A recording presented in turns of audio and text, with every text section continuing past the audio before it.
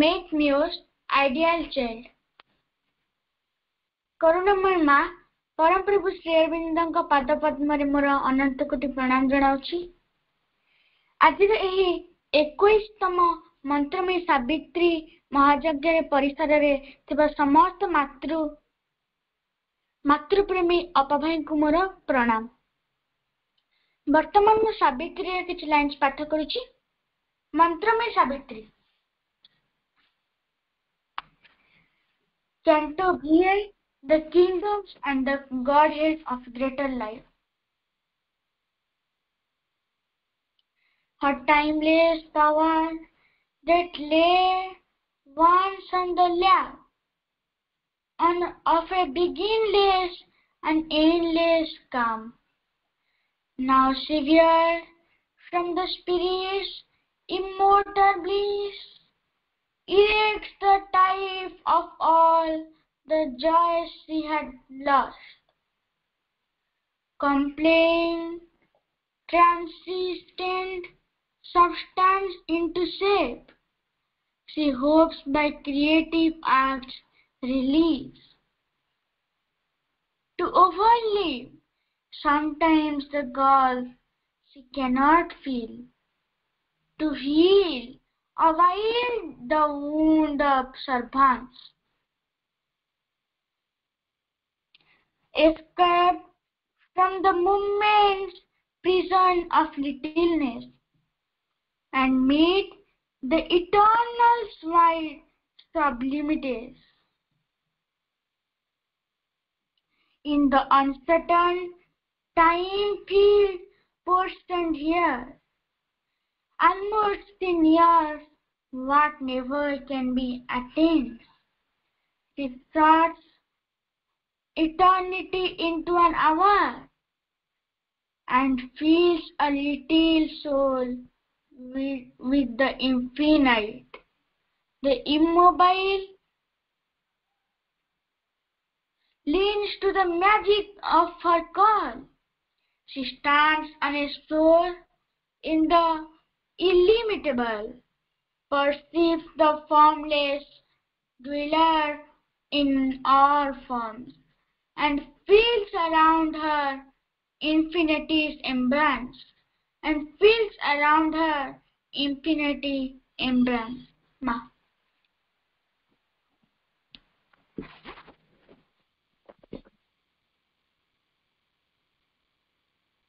ମୋର ଆଜି ଟପିକ ରହିଛି ଶ୍ରୀ ଅରବିନ୍ଦଙ୍କର 5ଟି ସ୍ୱପ୍ନ। ଶ୍ରୀ ଅରବିନ୍ଦଙ୍କ ପ୍ରଥମ ସ୍ୱପ୍ନ ଥିଲା ଏକ ବିପ୍ଳବିକ ଆନ୍ଦୋଳନ, ଯାହାଦ୍ୱାରା ଏକ ସ୍ୱାଧୀନ ଓ ଅଖଣ୍ଡ ଭାରତ ପ୍ରତିଷ୍ଠା ହୋଇଛି।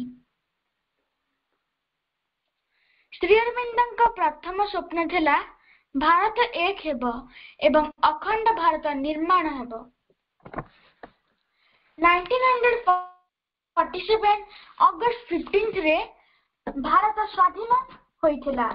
ଏହି ଅଗଷ୍ଟ ମାସ 15କୁ ପରମପ୍ରଭୁ ଶ୍ରୀ ଅରବିନ୍ଦ ଏହି ଧରାଧାମକୁ ଅବତରି ଆସିଥିଲେ। ସେ ଦିନ ନଥିଲା, ଏକ ନୂଆ ଆଲୋକର ପର୍ବ ଥିଲା ଏବଂ ଠିକ୍ 75 years ପରେ ଏକ୍ଜାକ୍ଟଲି ଏହି ଡେଟ୍ରେ ଭାରତର ଜନ୍ମ ଦିବସ ହୋଇଥିଲା ଏବଂ ଭାରତ ସ୍ୱାଧୀନ ହୋଇଥିଲା। ଶ୍ରୀ ଅରବିନ୍ଦ ନିଜର କାର୍ଯ୍ୟଗୁଡ଼ିକ ଏହି 5ଟି ସ୍ୱପ୍ନରେ ବିସ୍ତୃତ ଭାବରେ ବର୍ଣ୍ଣନା କରିଥିଲେ। ତାଙ୍କର ଏହି ସ୍ୱପ୍ନ ନଥିଲା, ସେ ଏହାକୁ ବାସ୍ତବରେ ରୂପାୟନ କରିବାକୁ ଚାହିଁଥିଲେ।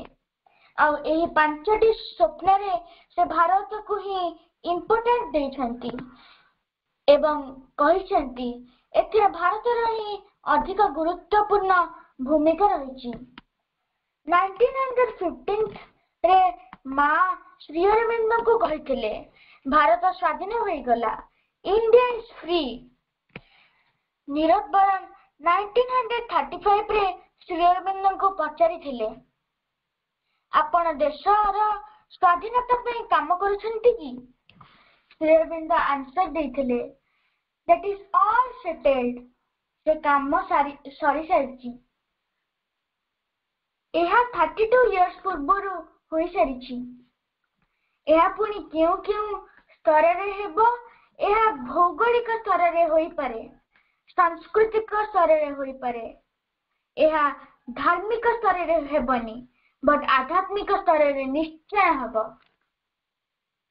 କ୍ରିସ୍ ଯଶୀ ମାଙ୍କୁ ପଚାରିଥିଲେ, ମା ଭାରତ ଏକ ହେବ ବୋଲି ଆପଣ କହୁଛନ୍ତି, କିନ୍ତୁ କେଉଁ ଦେଶ ସବୁ ମିଶିଯିବେ?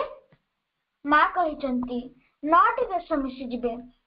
ଆଫଗାନିସ୍ତାନ, ବାଂଲାଦେଶ, ଭୁଟାନ, ବାର୍ମା, ଇଣ୍ଡିଆ, ପାକିସ୍ତାନ, ଶ୍ରୀଲଙ୍କା, ତିବ୍ବତ ଆଉ ନେପାଳ। ତିବ୍ବତ କିନ୍ତୁ ଏପର୍ଯ୍ୟନ୍ତ ସ୍ୱାଧୀନ ହୋଇନି। ମା ବ୍ଲେସିଂସ୍ ଦେଇଛନ୍ତି ଯେ ତିବ୍ବତ ସ୍ୱାଧୀନ ହେବ ଏବଂ ଭାରତରେ ମିଶିବ। ସାର୍କ ମାଙ୍କର ଏହି ସ୍ୱପ୍ନକୁ ଆଗେଇ ନେବାରେ ପଦକ୍ଷେପ ଗ୍ରହଣ କରିଛନ୍ତି।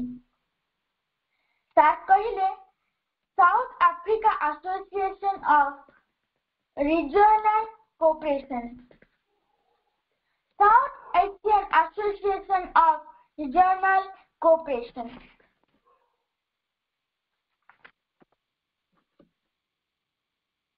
ସେ ତାର କାମ କରି ଚାଲିଛି। ଏପର୍ଯ୍ୟନ୍ତ ସାର୍କ 8ଟି ଦେଶକୁ ମିଶେଇ ସାରିଲେଣି, ହେଲେ ତିବ୍ବତ ମିଶିନି, ଯେହେତୁ ସେ ସ୍ୱାଧୀନ ହୋଇନି। ବାର୍ମାକୁ ଛାଡି, କାରଣ ବାର୍ମାରେ ପଲିଟିକାଲ ପ୍ରୋବ୍ଲେମ ରହିଛି। କିନ୍ତୁ ମା କହିଛନ୍ତି ଯେ ଏହି 9ଟି ଦେଶ ନିଶ୍ଚୟ ଏକ ହେବ। ଆଉ ପୁଣି କହୁଛନ୍ତି, ମୁଁ ଭାରତର ଆତ୍ମାକୁ ଦେଖିଛି ଆଉ ତାର ଶରୀରକୁ ବି ଦେଖିଛି। ଭାରତର ଶରୀରରେ ଏହି 9ଟି ଦେଶ ସ୍ଥାନ ପାଇଛନ୍ତି, କିଏ ହାତ ହୋଇ ତ କିଏ ଗୋଡ଼ ହୋଇ। ଏହିପରି ଭାବେ ଆଉ ଆମେ ଯେଉଁ ଭାରତ କଥା କହୁଛେ ସେ ହୃଦୟ ଭାବେ ସ୍ଥାନ ପାଇଛି। ତାପରେ ଆମେ ଦ୍ୱିତୀୟ ସ୍ୱପ୍ନକୁ ଯିବା।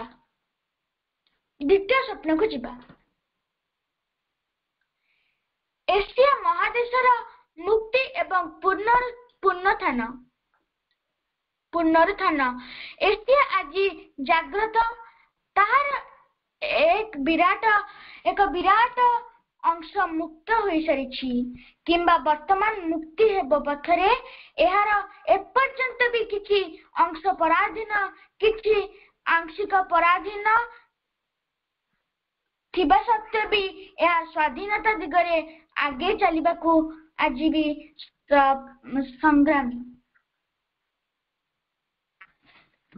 ସଂଗ୍ରାମତ।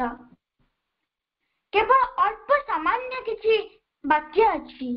ଏହା ଆଜି ହେଉ କିମ୍ବା କାଲି ହେଉ, ନିଶ୍ଚୟ ହେବ। ଏଥିରେ କୌଣସି ସନ୍ଦେହର ଅବକାଶ ନାହିଁ। ଆଉ ଏଥିରେ ଭାରତର ଭୂମିକା ବହୁତ ଗୁରୁତ୍ୱପୂର୍ଣ୍ଣ, ଯାହାକି ଏହାକୁ ଭାରତ ଶକ୍ତି ଓ ସାମର୍ଥ୍ୟର ସହିତ ଆଗେଇ ନେବା ପାଇଁ ପ୍ରୟାସ ଜାରି ରଖିଛି। ଏସିଆର ସଂଘକୁ ନେଇକି ମା ଥିଲା ବେଳେ ଚାଇନା ଗୋଟିଏ ପ୍ରପୋଜାଲ ଦେଇଥିଲା। ଜଣେ ସାଧକ ଆସି ମାଙ୍କୁ କହିଲେ ଯେ ଆପଣ ଯାହା କହୁଛନ୍ତି ଚାଇନା ସେହି ପ୍ରପୋଜାଲ ନେଇଛି। ମା ସଙ୍ଗେ ସଙ୍ଗେ କହିଲେ, ସଂଘ ତ ନିଶ୍ଚୟ ହେବ, ବଟ୍ ଚାଇନାକୁ ନେଇ କି ନୁହେଁ, ଏସିଆକୁ ନେଇକି ସଂଘ ହେବ। ଏବଂ 2000 years ପରେ ସେହି ସଂଘଟି ଗଢ଼ି ଉଠିଲା, ଆଉ ଯାହାର ନାଁ ହେଲା ଏସିଆ କୋଅପରେସନ ଡାଇଲଗ। ଆଉ ଏଥିରେ 31ଟି କଣ୍ଟ୍ରି ଅଲରେଡି ମିଶି ସାରିଲେଣି। ଦେନ୍ ଆଉ ରେଷ୍ଟ ମଧ୍ୟ ସିଓର ମିଶିବେ। ତ 50ରୁ 31ଟି ମିଶି ସାରିଲେଣି। ଶ୍ରୀ ଅରବିନ୍ଦ କହୁଛନ୍ତି, physical union is not enough ଦୋ ଇମ୍ପୋର୍ଟାଣ୍ଟ। ଯଦିଓ ଗୁରୁତ୍ୱପୂର୍ଣ୍ଣ, ତାହା ଯଥେଷ୍ଟ ନୁହେଁ। आज 31 टी देश एक होइची काली 50 टी देश एक होई जिवो किंतु एहा एक निर्दिष्ट भित्तिभूमि को नहीं एक हेबा दरकार। श्री अरविंद कहउचंती एशियार गोटे स्वधर्म रही एशिया एक हेब किंतु एहा सत्यरे भित्तिभूमि रे ही एक हेब। यह थिला श्री अरविंदଙ୍କ द्वितीय स्वप्न। एबे आमे श्री अरविंदଙ୍କର से तृतीय स्वप्नटी को जानिबा। ता पुणी कौन वर्ल्ड यूनियन समग्र पृथ्वी एक हेब एवं समग्र पृथ्वी रो गोटे संघ गढ़ी उठिबो। मां इंदिरा गांधी को बाणी देथिले जे समग्र पृथ्वी को आगे नेबारे भारत प्रमुख भूमिका नेब। एक कथा मां लिखिथिले केवल सेतिकी नुहे मां पुणी कहउचंती अरबी चेतना स्तर रे समस्त देश को एक करिबारे लागिछि एवं 1914 रे मां कहिले जे स्वयं भगवान एहार दायित्व नेछंती। स्वामी विवेकानंद भी कहउचंती समग्र देश एक हेब जहा फଳରେ श्री अरविंदଙ୍କର तृतीय स्वप्नटी साकार हेब। वर्तमान आमे जिबा चतुर्थ स्वप्न को spiritual gift of India to the world. Bharat हेब विश्वर आध्यात्मिक गुरु। ए समग्र पृथ्वी एक हेब आध्यात्मिक भित्तिभूमि रे ही एक हेब। यह धार्मिक भित्तिभूमि रे नुहे कारण रिलीजन हेउची human way of approaching the divine. Spirituality is the divine way of meeting the divine. Religion हेउची मनुष्य कृत मैन मेड। रिलीजन टी मनरु आसीची किंतु स्पिरिचुअलिटी हृदयरु आसीची।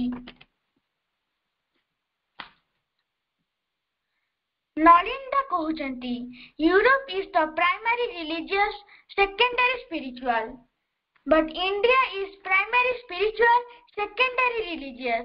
भारत हेउची प्रथमत्य आध्यात्मिक द्वितीय रे धार्मिक। सेथिबे भारत ही समग्र पृथ्वीर नेतृत्व नेब। सर्वश्रेष्ठ स्वप्न थिला बा श्री अरविंदଙ୍କର पंचम स्वप्नटी थिला श्री अरविंदଙ୍କର नूतन जुगर जन्म अर्थात मनुष्य एक उच्चतर और विशालतर चेतना मध्य को उन्नीत करिबो एवं व्यक्तिगत पूर्णता और सामाजिक पूर्णतार विषय रे चिंता करिबा और स्वप्न देखिबा दिन ठारू मनुष्य को सेही सबु समस्यार समाधान आनी देब। जने साधक मां को प्रश्न करिसेंती जे मां आमे केमिति प्रस्तुत हेबु तो मां कहिले से शक्ति तो ऑलरेडी क्रिया करूची तुमर काम हेउची तांकु ग्रहण करिबा बा रेस्पोंड करिबा। तो एहा थिला मांकर आंसर। तो सेति पई हमको पूर्ण मात्रा चेष्टा करिबा को पड़िबो एवं सबुठ बड़ कथा हेउची जेते परिबा हमें एही प्रभुंकर पांचटी स्वप्न को समस्तक निकट रे पहुंचाई दबा एवं एहा पछरे थिबा भगवान को इच्छा हमें जय करिबा को समर्थ होई परिबा। मु आजिर वक्तव्य को एठी रखुची। आम पाखरे आमर प्रिय अति आपणर सस्मिता अपा अछंती। अपा प्रणाम। आपनको मु स्वागत जणाउची ए महायज्ञ रे मु आपनको स्वागत जणाउची। आपणकर टॉपिक रहिची परम परंपरंक सावित्री को वरदान सत्यवान जीवन लाभ। परम परात्मर सावित्री को वरदान सत्यवान जीवन लाभ। आमे एबे अपांकठू ए विषय रे किछि सुनिबा।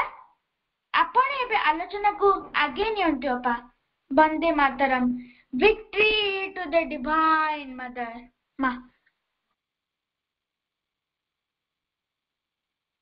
ଧନ୍ୟବାଦ ଦିବ୍ୟଜ୍ୟୋତି ଭାଇ, ମାଙ୍କର ସୁଯୋଗ୍ୟ ସନ୍ତାନ।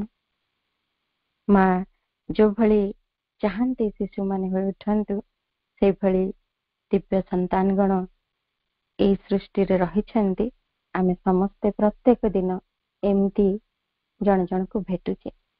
ମାଙ୍କର ଅସୀମ କୃପା।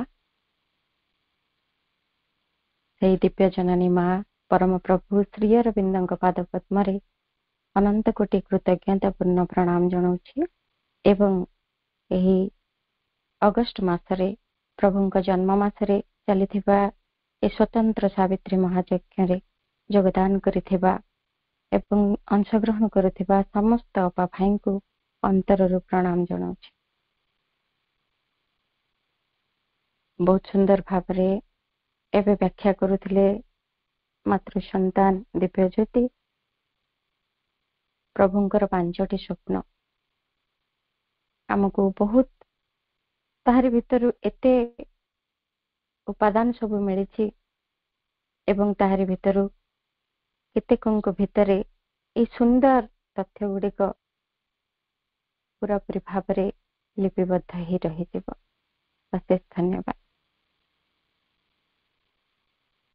ଆଜିର ବିଷୟଟି ରହିଛି ପରମ ପରାତ୍ପରଙ୍କର ସାବିତ୍ରୀଙ୍କୁ ବରଦାନ ଓ ସତ୍ୟବାନଙ୍କ ଜୀବନ ଲାଭ।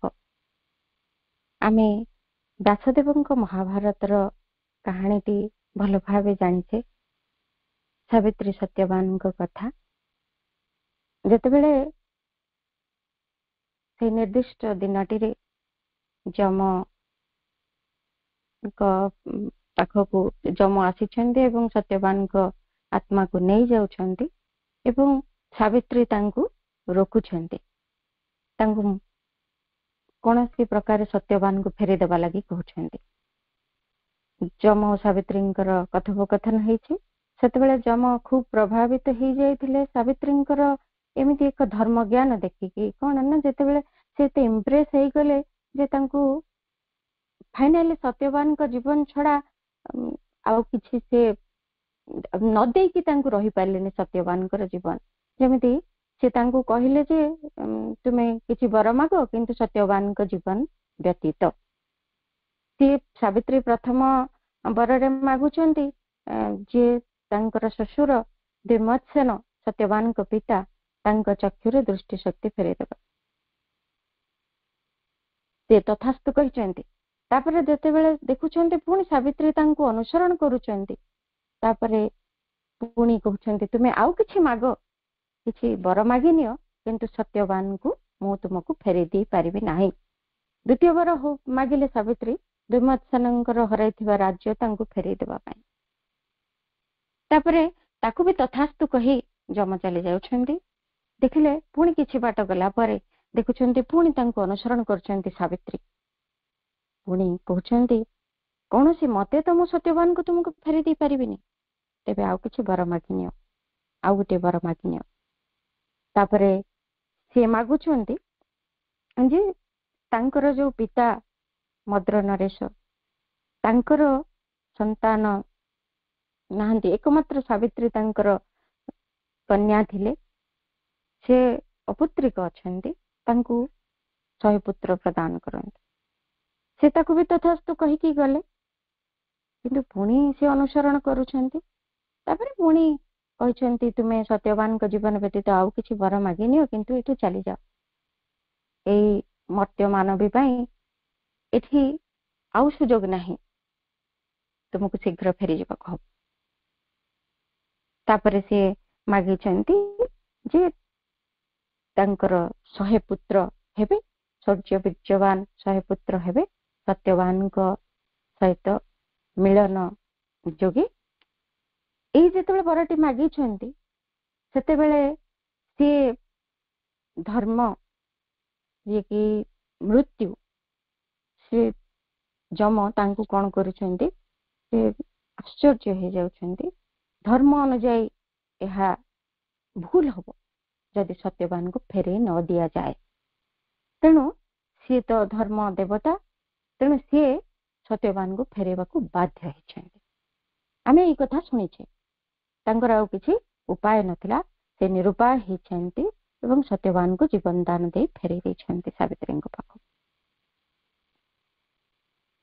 किंतु ए जे सावित्री प्रभु श्री अरविंद जहा वर्णना करुछन्ति सेथिरे एई कथा रहिछि। आमे देखिबा जदि सावित्री रे एमिति ही जेतेबेले अनुसरण करुछन्ति सेमिति जमंकु तापरे देखुछन किछि बाट गला पर पुणी जम तांको तो मना करुछन्ति, बहुत प्रकार रखिछन्ति। से सब विषय जदिओ आलोचना हेछि तथापि टिके टिके खाली माने पकई नबा। से तांको कहुछन्ति जे तुमे एठु चली जाओ, तुमे आउ ऊर्ध्व को आसी परिबो नाही। तापरे सावित्री तांको कहुछन्ति जे ना मु तो सत्यवान को नेकी ही जीवी। कौनसी मते सावित्री से कथा रे राजी हो नांती एवं से सेति पई मृत्यु देवता बा जम तांको कोन कहुछन्ति, I yield to his indulgent to the dreams my thoughts shall break. I yield to his blind father's longing heart, kingdom and power and friends and greatness lost, and royal trappings for his peaceful age, the pallid forms of man's declining days, the silver decadent glories of life's fall. The journey in eternal night रे एक कथा कहुछन्ति जे तांकर सावित्री एई कथा तांको ऊपर दाबी करिसंती। प्रथमे सी गोटे दाबी करिसंती जे मु तुमको तो डरुनी, मते दरकार कोन ना एई जदी सी प्रथमे दाबी कले एवं ताहा परे ही सी फर्स्ट लाइन जदी हमें देखिबा 589 पेज रे से लेखुचंती, first I demand whatever Satyavan my husband waking in the forest charm out of his long pure childhood's lonely dreams desired and had not for his beautiful life। ये सब कुछ मु दाबी करूची जे सत्यवान ए जहा सब तांकर सुदीर्घ शैशवर एकाकी स्वप्न भितर जागृत होई जेते सब कामना करिसंती सबु तांकर सुंदर जीवन रे ए पर्यंत से पाई नांती। मु चाहे तार परिपूर्णता। तापरे ताकू देखी सेई कथा दाबी करबा परे भी सेठी तांकू दउछंती प्रथम बर जमंकर प्रथम बर बा मृत्यु देवतांकर प्रथम बर। आमे एठी जानि पाई ये मृत्यु देवता ही तांकू प्रथम बर दउछंती। परवर्ती पर्याय रे आमे जिबा सेई परम परात्पर कोन सावित्री को बर देले सेई विषय आडको जिबा। तने मृत्यु देवता तांकू भी एठी बर दउछंती जे मोर सत्यवान जो अंध पिता आकुल हृदय प्रति मोर नति मु स्वीकार करुछि। राज्य प्रतिपत्ति बंधुजन एवं से जतेक हरैछन्ति सब जाक प्रभुत्व तांकर जतेक शांतिमय अंतिम जीवन जेते राजकीय भूषण आउ जेते सब दीर्ण ऐश्वर्य तांक जीवन रे जेते सब क्षय प्राप्त होइतिबा रुपेली महिमा सबु मु तुमको दउछि, किंतु तुम एठु चली जाओ। तथापि सावित्री राजी होनांती। से कहउचंती मो सत्यवान को मते फेरई दियंतु। से कहउचंती मु तांकू जीवित अवस्था रे ही चाहे मते मोर सत्यवान को फेरई दियंतु। तापरे पुणी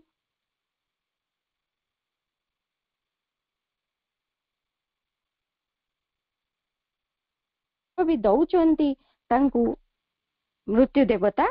से कहउचंती सेठी दाबी भी करिसंती सावित्री जे मु केवल मु किछि चाहेनी, तमे जहा दबा को चाहुच दियो, nothing I claim but Satyavan alone. मु केवल सत्यवान को चाहे। संग संगे सेठी जमदेव मृत्यु तांकु बर दउचंती, I give to thee saved from death and poison fate whatever once the living Satyavan desired in his heart for Savitri. से कहउचंती जे तुमको मु सेई सब कथा दउची जहा सत्यवान दिने सावित्री को पाई कामना करिथिले। सावित्री को लागि ଇଚ୍ଛା କରିଥିଲେ ସାବିତ୍ରୀ ଯୋଉ ଭଳି ହୁଅନ୍ତୁ, ଯୋଉ ଭଳି ସବୁ କିଛି ସୁଖ ପାଆନ୍ତୁ, ଯାହା ସବୁ ସତ୍ୟବାନ ଚାହିଁଥିଲେ, ମୁଁ ସେଇ କଥା ହିଁ ମୁଁ ତୁମକୁ ଦଉଛି ଏବଂ ସବୁ ସମୁଜ୍ଜ୍ୱଳ ମଧ୍ୟାହ୍ନ ଦଉଛି, ଅକ୍ଷୁର୍ଣ୍ଣ ଉତ୍ସାହ ଦଉଛି, ତମ ହୃଦୟ ମନର ସମାକୃତି କନ୍ୟାଗଣ ଦଉଛି, ସୁନ୍ଦର ବୀର ପୁତ୍ରଗଣ ଦଉଛି, ତୁମ ପ୍ରିୟତମ ଓ ପ୍ରକୃତ ପତି ସତ୍ୟବାନଙ୍କ ସଙ୍ଗେ ତୁମର ସୁଖ ମିଳନର ଅବିକ୍ଷିପ୍ତ ସୁମଧୁରତା ପ୍ରଦାନ କରୁଛି। ତୁମେ ତୁମ ଆନନ୍ଦମୟ ଗୃହରେ ହର୍ଷମୟ ସନ୍ଧ୍ୟା ରାଜି ଗୁଡିକର ସୁଖ ଭୋଗ କରିବ। ଏଇଭଳି ତାଙ୍କୁ ବର ବି ଦେଇଛନ୍ତି।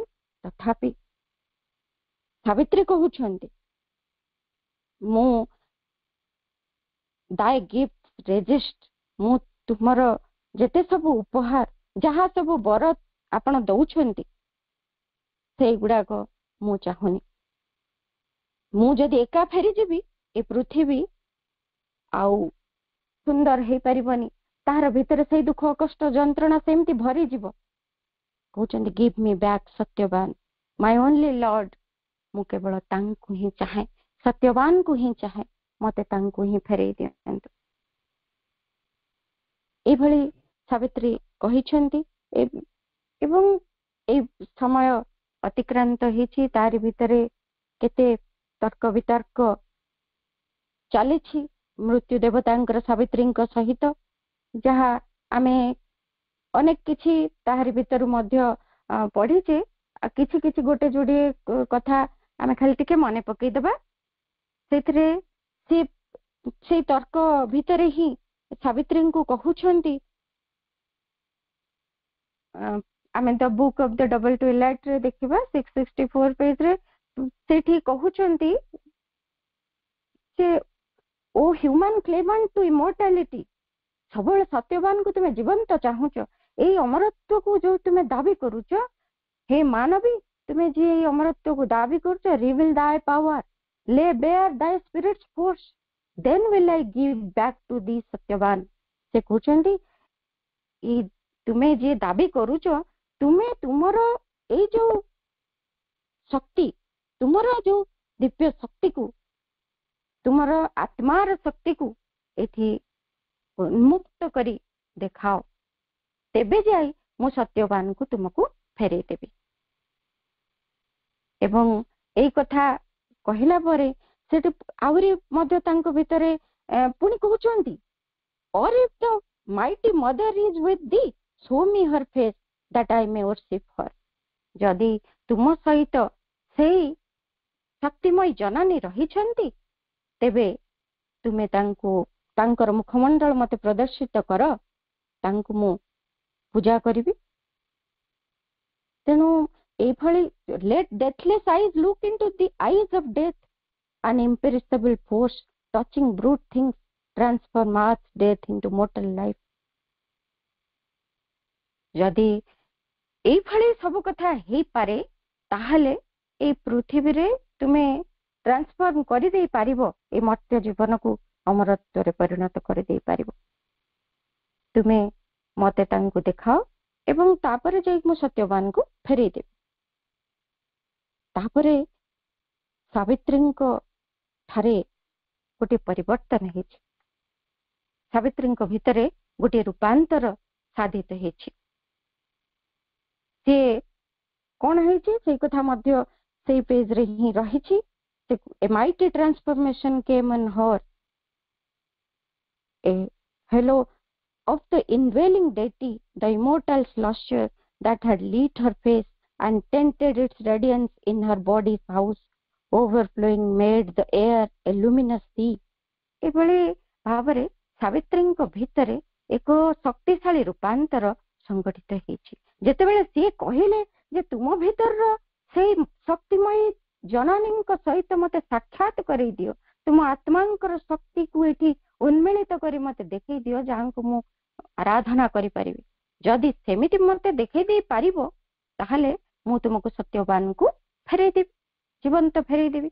ତାପରେ ସେଇ କଥା ଶୁଣି ସାବିତ୍ରୀଙ୍କ ଭିତରେ ସେଇ ଏକ ବିଶାଳ ରୂପାନ୍ତର ସଂଗଠିତ ହେଇଛି, ଅବତରଣ କରିଛି ତାଙ୍କ ଉପରେ ଏବଂ ତାଙ୍କ ଅନ୍ତରରେ ଥିବା ସେଇ ଅନ୍ତର୍ଯାମୀଙ୍କର ଆଭାମଣ୍ଡଳ, ତାଙ୍କ ମୁଖମଣ୍ଡଳ, ଏସବୁ ଜ୍ୟୋତିର୍ମୟ ଯୋଉ କରୁଛେ, ଯୋଉ ଦୀପ୍ତି ତାଙ୍କର ଶରୀରରେ ପ୍ରତିଷ୍ଠିତ ହେଇକି ରହିଲା। ଏମିତି ଏକ ବନ୍ୟା ପ୍ଲାବନ ଭଳି ବାୟୁମଣ୍ଡଳକୁ ଜ୍ୟୋତିର୍ମୟ ସିନ୍ଧୁରେ ପରିଣତ କରିଦେଇଛି। ଏଭଳି ତାଙ୍କ ଭିତରେ ତାଙ୍କର ଯଥାର୍ଥ ସ୍ୱରୂପ ପ୍ରକଟିତ ହେଇଛି। କାରଣ ସାବିତ୍ରୀ ନିଜେ ସ୍ୱୟଂ ସେଇ ଶକ୍ତିମୟୀ ଜନନୀ, ତେଣୁ ତାଙ୍କ ଭିତରେ ସେଇ ରୂପାନ୍ତରଟି ସମ୍ଭବ ବି ହେଇଛି। କେମିତି ନା ସେଇ ଊର୍ଦ୍ଧ୍ୱରୁ ସେଇ ଯୋଉ ଦିବ୍ୟ ଶକ୍ତି ତାଙ୍କର ସତ୍ତାର ଶିଖରରେ ରାଜତ୍ୱ କରୁଥିଲା, ତାଙ୍କ ସହସ୍ରାରରେ ଉପସ୍ଥିତ ଥିବା ସେଇ ସାନ୍ନିଧ୍ୟ ଅବତରଣ କଲା, ତାଙ୍କର ଆଜ୍ଞା ଚକ୍ରକୁ ଅଧିକାର କଲା, ତାପରେ ବିଶୁଦ୍ଧ ଚକ୍ରକୁ ଅଧିକାର କଲା, ହୃତ୍କମଳକୁ ଅଧିକାର କଲା, ତାପରେ ମଣିପୁରରେ ପ୍ରବେଶ କରିଛି ଏବଂ ଏଇଭଳି ସିଏ ଯାଇ ପ୍ରବେଶ କରିଛି ତାଙ୍କର ସ୍ୱାଧିଷ୍ଠାନ ଚକ୍ର, ତାପରେ ମୂଳାଧାର। ଏଭଳି ପୁଣି ମୂଳାଧାରରୁ ଏକଦମ ସେଇଠୁ ସ୍ପର୍ଶ କରି ସେଇ ଫଣାଧାରୀ କୁଣ୍ଡଳିନୀ ଶକ୍ତିକୁ ଜାଗ୍ରତ କରିଛି ଏବଂ ସେଇ ଜ୍ୱାଳାମୁଖୀ କୁଣ୍ଡଳିନୀ ଶକ୍ତି ଉର୍ଦ୍ଧାୟିତ ହେଇ ବିଶ୍ୱାତ୍ମା ପୁରୁଷଙ୍କୁ ଆଲିଙ୍ଗନବଦ୍ଧ କରିଛି। ଏଭଳି ଗୋଟିଏ ରୂପାନ୍ତର ତାଙ୍କ ଭିତରେ ହେଇଛି। ସ୍ୱୟଂ ତାଙ୍କର ଦିବ୍ୟ ସ୍ୱରୂପ ସେଠି ସେ ପ୍ରକାଶ କରିଛନ୍ତି। ତାପରେ ମୃତ୍ୟୁଦେବ ଦେଖୁଛନ୍ତି ତାଙ୍କୁ, ସେ ମୃତ୍ୟୁଦେବଙ୍କୁ ସାବିତ୍ରୀ ଦେଖୁଛନ୍ତି ଏବଂ ସାବିତ୍ରୀଙ୍କୁ ସେ ମଧ୍ୟ ଦେଖୁଛନ୍ତି ଏବଂ ସେଇଠି ସାବିତ୍ରୀ କହୁଛନ୍ତି, ହେ ସର୍ବସମର୍ଥ ସର୍ବବିଜୟୀ ମୃତ୍ୟୁଦେବ, ମୁଁ ଆପଣଙ୍କୁ ଅଭିନନ୍ଦନ ଜଣାଉଛି। ଏଇଠି ତାଙ୍କୁ ସେ କହୁଛନ୍ତି ଯେ ଆପଣ ହଉଛନ୍ତି ଅନନ୍ତଙ୍କର ମହାମହିମ ଅନ୍ଧକାର। ସେଇ କଣ୍ଡିସନରେ ସେ ଦେଖୁଛନ୍ତି ଏବଂ ତାଙ୍କୁ ସେଇ କଥାଟି ଜଣାଉଛନ୍ତି ଯେ 656 ପେଜରେ ସେଇ କଥାଟି ରହିଛି ଏବଂ ତାଙ୍କୁ ଏଇଭଳି ସମ୍ବୋଧନ କରି, I hail thee almighty and victorious death, thou grandiose darkness of the infinite. କହୁଛନ୍ତି ଆପଣ ସେଇ ମହାମହିମ, ସେଇ ହଉଛନ୍ତି ଆପଣ ସେଇ ଅନନ୍ତଙ୍କର ସେଇ ମହାମହିମ ଅନ୍ଧକାର। ଆପଣ ସମସ୍ତଙ୍କୁ ଅସ୍ତି ଦେବା ଲାଗି ସ୍ଥାନ ଯୋଗାଇ ଦଉଛନ୍ତି। ଆପଣ ହେଉଛନ୍ତି ସେଇ ବୁଭୁକ୍ଷା ଯେ ଦାନ୍ତରେ ବିଶ୍ୱକୁ ଦୀର୍ଣ୍ଣ କରି ସୂର୍ଯ୍ୟଙ୍କ ହିମ ଶୀତଳ ଅବଶିଷ୍ଟାଂଶକୁ ଆତ୍ମସାତ କରି ଆପଣଙ୍କର ଯୋଉ ଉଜ୍ଜଳ ମୁଖ ଗହ୍ୱରରେ ସମସ୍ତ ବିଶ୍ୱକୁ ଭକ୍ଷଣ କରନ୍ତି। ଏଭଳି ତାଙ୍କୁ ତାଙ୍କର ଅସଲ ସ୍ୱରୂପକୁ ମଧ୍ୟ ସାବିତ୍ରୀ ସେଠି ଦେଖୁଛନ୍ତି ଏବଂ ସେଇ କଥା ତାଙ୍କୁ ଜଣେଇ ବି ଦଉଛନ୍ତି।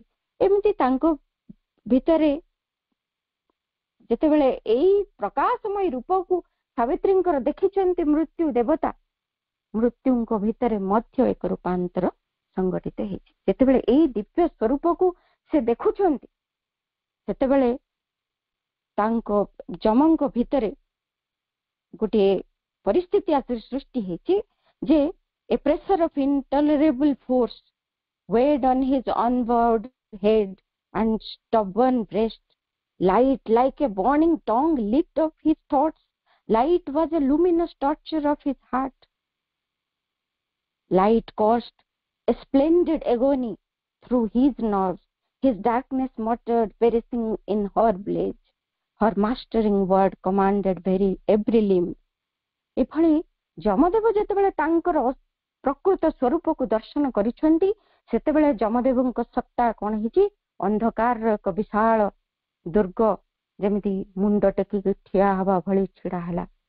ତାଙ୍କ ଚତୁର୍ଦିଗରେ ଏମିତି ଗୋଟିଏ ଶକ୍ତିର ଚାପ ସେ ଅନୁଭବ କରୁଛନ୍ତି ଯେ ସେଇ ସାବିତ୍ରୀଙ୍କର ଆଲୋକ ତାଙ୍କ ଚତୁର୍ପାର୍ଶ୍ୱରେ ଯେମିତି ମହାସାଗର ଘେରି ରହିଲା ଭଳିଆ ଘେରିକି ରହିଲା ଏବଂ ଏମିତି ଆକ୍ରମଣ ଶକ୍ତିର ଏବଂ ଊର୍ଦ୍ଧ୍ୱରୁ ଚାପ, ସାବିତ୍ରୀଙ୍କ ଦିବ୍ୟ ଆସ୍ପୃହାର ଯୋଉ ଉତ୍ପୀଡ଼ନ, ସବୁକୁ ସେ ସହ୍ୟ କରୁଛନ୍ତି।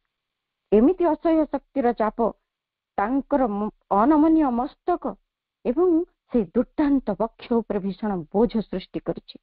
ଆଲୋକ ତାଙ୍କ ହୃଦୟ ଭିତରେ ଏକ ଜ୍ୱଳନ୍ତ ଉତ୍କଟ ଯନ୍ତ୍ରଣା ସୃଷ୍ଟି କରୁଛି। ଏମିତି ବିରାଟ ଯନ୍ତ୍ରଣା ଯେ ତାଙ୍କ ସ୍ନାୟୁ ନାଡିମଣ୍ଡଳ ଭିତରେ ତାହା ପ୍ରବାହିତ ହେଉଛି ଏବଂ ପରିଣାମରେ କଣ ହେଲା?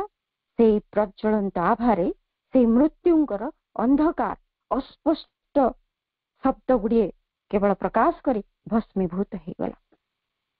तापरे सेठी जम साहाय्य पाई मृत्यु साहाय्य पाई मध्य सेई महानिशा को आवाहन करिछन, किंतु ताहा भयभीत होइकि पछरे पड़िछि। नर्क शक्ति को आह्वान करिछन्ति, किंतु ताहा रुष्ट होई फेरी चली जाइछि। निश्चेतन अभिमुखे भी चाहिछन्ति साहाय्य पाई, किंतु ताहा से असीम शून्य अभिमुखे तांकु टाणी नेछि। एफळी से कौनसी साहाय्य पाई नाहंती एवं से निजर अस्तित्व सेठी हरैछन्ति। तांको शरीर को आलोक भक्षण करिछि एवं तांकर अहमात्मा ध्वंस प्राप्त होइछि। परिशेषरे से तांकर पराजय अनिर्वार्य बोली जानिछन्ति एवं तांकर रूपटी को से खंड विखंडित होइकि क्षय प्राप्त हेबाक छाड़ी दैछन्ति। से छायामय रूप सेठु ध्वंस प्राप्त हे नष्ट हे रूपांतरित हेछि, यथार्थ स्वरूप को आसिछि। कारण से मृत्यु देवता से तो भगवान कर ही एक रूप, स्वयं से परात्परंकर रूप एवं तांकर भितरे एई समस्त कथा से छायामय रूपटी जोगे ढांकी हेकि रहिछि। जेतेबेले तांकर एई रूपांतर हेछि से केमिति देखा जाउछन् ताहारी भितरे आमे आहुरी अधिक कथा मध्य सावित्री रे वर्णित हेछि। केमिति तांको भितरे से सेई सुप्रीम को देखुछन्ति, केमिति तांकर ट्रांसफॉर्मेशन हेछि। ट्रांसफॉर्मेशन हेकि सेई जेमिति चारोटी विभाव युक्त सेई सुप्रीम को परम परात्परम को से देखुछन्ति। चारोटी से जो विभाव तांकर रहिछि जे विराट, हिरण्यगर्भ, सुसुप्ति एवं परम ब्रह्म, ए भली चारोटी तांकर विभाव जोटा कि विराट, हिरण्यगर्भ, सुसुप्ति, तुर्य जे कि प्योर ब्रह्म तांकरी ही से समस्त आस्पेक्ट को से देखुछन्ति मृत्युंको भितरे। से मृत्यु आउ नाहंती, तांको सम्मुखरे जाजुल्यमान सेई परम परात्पर प्रतिष्ठित ही छिड़ा हैछन्ति।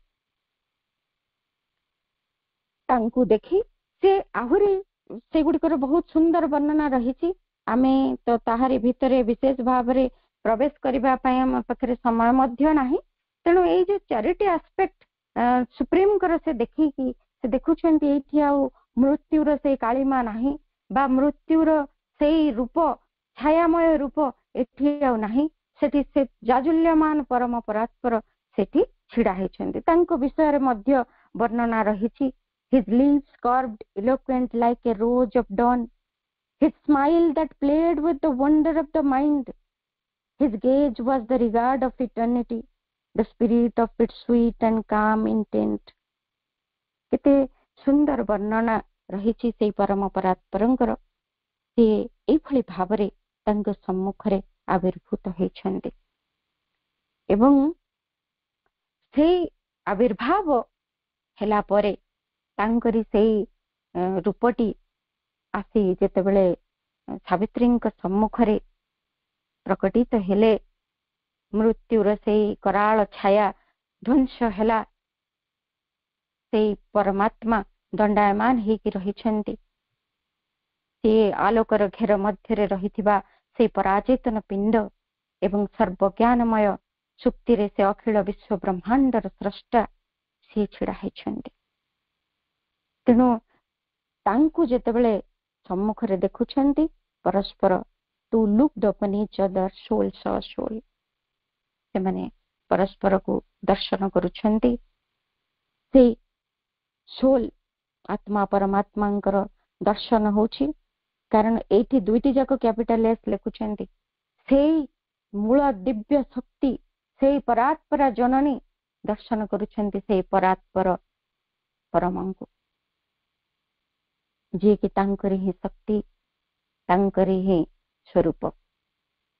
तापरे एई भाव भितरे पुणी तांकु सेई परात्पर କହୁଛନ୍ତି ସାବିତ୍ରୀଙ୍କୁ, କାରଣ ସେଇଠି ମଧ୍ୟ ସାବିତ୍ରୀଙ୍କର ରହିଛି ସେଇ ଗୋଟିକ ଡିମାଣ୍ଡ ଯେ ସତ୍ୟବାନଙ୍କୁ ମୁଁ ଜୀବନ୍ତ ଫେରେଇ ନେବି।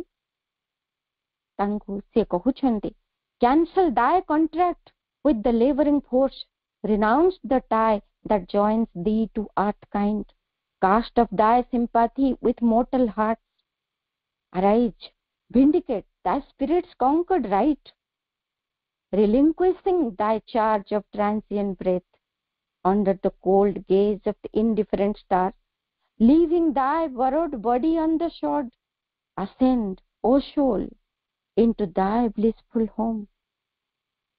ତାଙ୍କୁ କହୁଛନ୍ତି ପରାତ୍ପର ଏଇ ସ୍ୱର୍ଗ ରାଜ୍ୟରେ ତୁମେ ଚିରନ୍ତନ ଶିଶୁର କ୍ରୀଡ଼ାଙ୍ଗନରେ ବା ଏଇ ଅମର ଜ୍ଞାନମୟ ଦେବତା ମାନେ ଯେମିତି ବିଚରଣ କରୁଛନ୍ତି ସେଇ ରାଜ୍ୟରେ ତୁମ ଦୀପ୍ତିମାନ ସଙ୍ଗୀକୁ ନେଇକି ଏଇଠି କେବେ ବି ଅସ୍ତ ନ ଯାଉଥିବା ଯୋଉ ସୂର୍ଯ୍ୟଙ୍କର ଆଲୋକରେ ଉଦ୍ଭାସିତ ଏଇ ଯୋଉ ଚିନ୍ମୟ ଆକାଶ ରହିଛି ତାହା ତଳେ ତୁମେ ଭ୍ରମଣ କର, ସେଇ ଦେବତା ମାନଙ୍କ ପରେ ଜୀବନ ଯାପନ କର, ଯେଉଁମାନଙ୍କର ଜଗତ ପ୍ରତି କୌଣସି ଚିନ୍ତା ନାହିଁ, ଯେଉଁମାନଙ୍କ ପ୍ରକୃତିର ଶକ୍ତି ଆଉ କର୍ମରେ ସେମାନେ ଅଂଶଗ୍ରହଣ କରୁନାହାନ୍ତି, ସେମାନେ ପୁରାପୁରି ସବୁ ସମୟରେ ଆତ୍ମାନନ୍ଦରେ ମଗ୍ନ ହେଇକି କାଳ ଯାପନ କରୁଛନ୍ତି। ହେ ଅମୃତମୟୀ, ପାର୍ଥିବ ବାସନାର ଅସ୍ପଷ୍ଟ ଅନିଶ୍ଚିତ ମରିଚିକାକୁ ପରିତ୍ୟାଗ କର ଏବଂ ଦିବ୍ୟାନନ୍ଦ ମଧ୍ୟରେ ନିବାସ କର। ଏଇଠି ତୁମେ ରୁହ, ଏଇଠି ତୁମର ଗୃହ।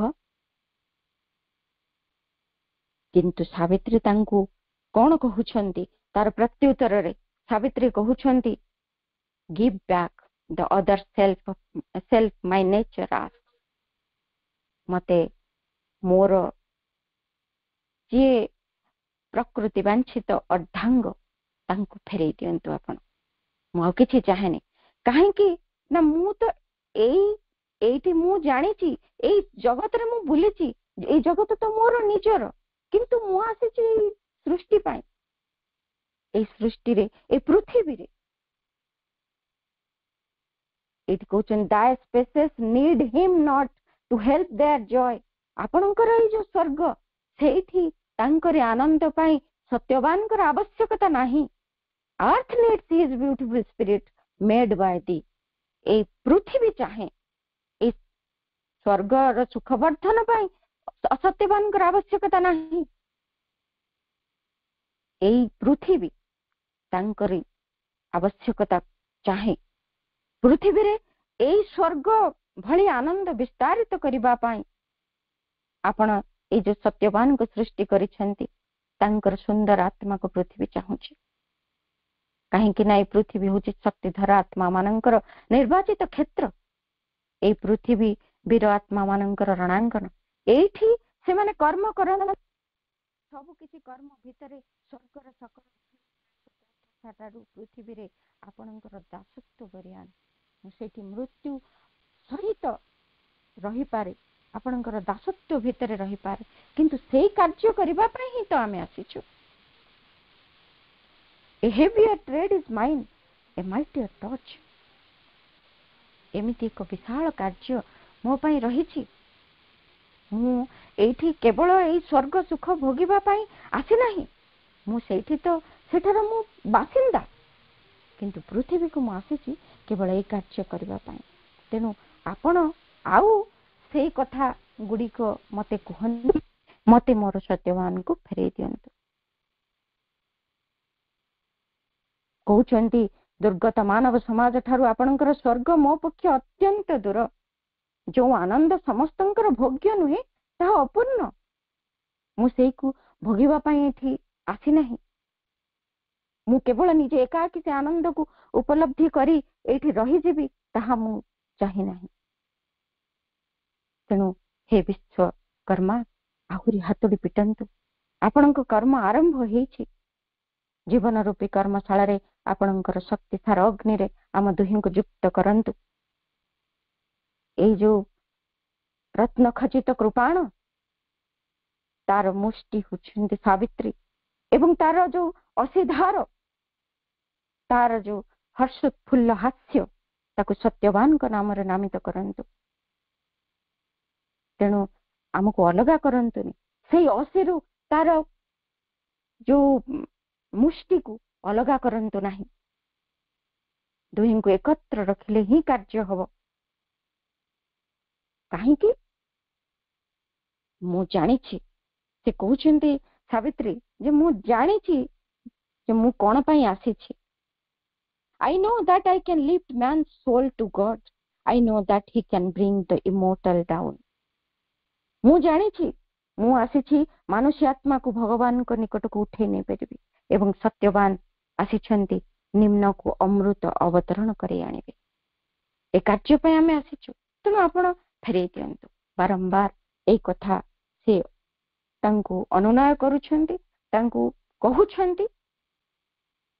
ତାପରେ ପରାତ୍ପର କହୁଛନ୍ତି, how shall earth nature and man's nature rise to the celestial levels yet earth abide? କହୁଛନ୍ତି କେମିତି ପାର୍ଥିବ ଅସ୍ତିତ୍ୱକୁ ବଜାୟ ରଖି ଏ ପାର୍ଥିବ ପ୍ରକୃତି ଓ ମନୁଷ୍ୟ ପ୍ରକୃତି ସକଳ ସ୍ୱର୍ଗୀୟ ପର୍ଯ୍ୟାୟକୁ ଉତ୍ତୋଳିତ ହେଇପାରିବ। ଏସବୁକୁ ବଜାୟ ରଖିକି କେମିତି ସ୍ୱର୍ଗୀୟ ପ୍ରକୃତି ଆଡକୁ ଜଣେ ଉଠି ପାରିବ କୌଣସି ମଣିଷ, ତାକୁ ମଧ୍ୟ ବୁଝାଉଛନ୍ତି। ଆହୁରି କିଛି ତାହାରି ଭିତରେ ଅନେକ କଥୋପକଥନ ରହିଛି, ଅତି ସୁନ୍ଦର ଏବଂ ତାହାର ପ୍ରତିଟି ଲାଇନ ଏତେ ଭାବଗର୍ଭକ। ପ୍ରକୃତରେ ଗୋଟିଏ ଲାଇନ ଭିତରୁ ଆମେ ଆମର ଧ୍ୟାନକୁ ହଟେଇ ନେଇ ପାରିବାନି। କେତେ ସୁନ୍ଦର ଏବଂ କେତେ ସାରଗର୍ଭକ ସେଇ ଶବ୍ଦ ଗୁଡିକ, ସେଇ ବାକ୍ୟ ଗୁଡିକ। ଏଇ ସ୍ୱର୍ଗର ଯୋଉ ଆହ୍ୱାନ ଖୁବ କମ ମଣିଷ ହିଁ ଧରି ପାରନ୍ତି। ଖୁବ କମ ଲୋକ ହିଁ ଏକ ଅବିନଶ୍ୱର ସୂର୍ଯ୍ୟଙ୍କ ନିକଟକୁ ଆରୋହଣ କରି ଯାଇପାରନ୍ତି। ଖୁବ କମ ଲୋକ। ମଣିଷଙ୍କ ଭିତରେ ଏଇଭଳି ସାମର୍ଥ୍ୟ ନାହିଁ। ସେମାନେ କଣ କରନ୍ତି, କିଛି ସମୟ ସ୍ୱର୍ଗର ପ୍ରଶ୍ୱାସ ଗ୍ରହଣ କରିବା ଲାଗି ଯଦି ମଣିଷ ଜାତକୁ କିଏ ଟେକି ଧରେ, ତଥାପି ପୁନର୍ବାର ଯୋଉ ମାଟିରୁ ସେମାନେ ଉଠିଥିଲେ ସେଇ କାଦୁଅ ଭିତରେ ପୁଣି ତାଙ୍କର ପତନ ହେଇଯାଏ। ଅବତାର ଆସନ୍ତି, ମହାପୁରୁଷ ଆସନ୍ତି, ମଣିଷୀ ମାନେ ଦ୍ରଷ୍ଟା ଋଷି ମୁନି ପ୍ରତ୍ୟେକ ପ୍ରୟାସ କରନ୍ତି ମଣିଷକୁ ତା ସ୍ତରରୁ ଊର୍ଦ୍ଧ୍ୱକୁ ତୋଳି ଧରିବେ। କିନ୍ତୁ କିଛି ସମୟ ତାହାରି ଊର୍ଦ୍ଧ୍ୱତାର ସ୍ପର୍ଶ ଲାଭ କରିଥିବ କି ନାହିଁ, ନିଶ୍ୱାସ ଟିକେ ନେଇଥିବ କି ନାହିଁ, ପୁନର୍ବାର ସେ ଖସି ପଡେ, ପୁଣି ପତନ ହୁଏ ମଣିଷର। ସେ ସେଇ ଊର୍ଦ୍ଧ୍ୱତାର ଦିବ୍ୟ ଶ୍ୱାସକୁ ଚିରନ୍ତର ନିଜ ଭିତରେ ଧରି ରଖିପାରେ ନାହିଁ।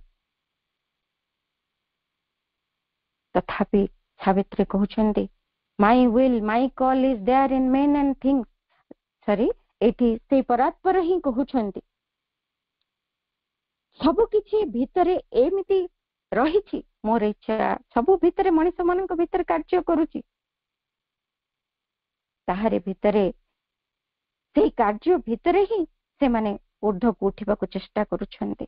ଧୀରେ ଧୀରେ ଏଇ ଗୋଟିଏ ସ୍ଲୋ ରୂପାନ୍ତର, ଗୋଟିଏ ମନ୍ଥର ରୂପାନ୍ତର ଏଠି ଚାଲିଛି। ଏହା ଅତି ଶୀଘ୍ର ସମ୍ଭବ ହେବ ନାହିଁ।